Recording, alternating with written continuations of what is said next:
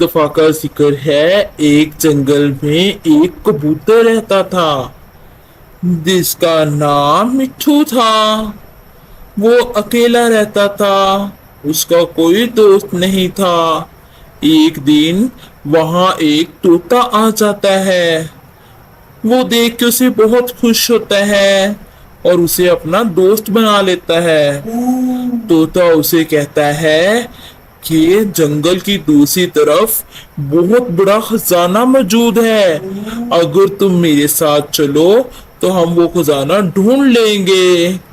तोता और कबूतर वो खजाना ढूंढने के लिए चले जाते हैं। कबूतर पीछे पीछे, जबकि तोता उसके आगे आगे चल रहा होता है ताकि वो रास्ता बता सके।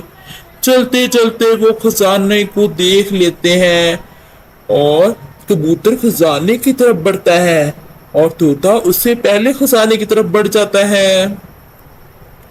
उसी टाइम पे वो खजाने में से कुछ कीमती चीजें उठाते हैं और वहां से चले जाते हैं। चीजें सारी कबूतर के पास होती हैं।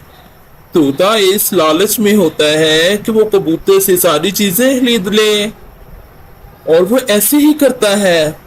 वो कबूतर से कहता है, जाओ मुझे बहुत भूख लगी है, कुछ खाने के लिए ले आओ।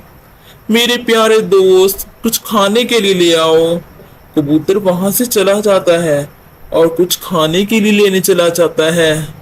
पीछे से तोता वो सारी चीजें लेके गायब हो जाता है और कबूतर को कुछ भी नहीं मिलता। हालांकि कबूतर ने लालच नहीं किया था।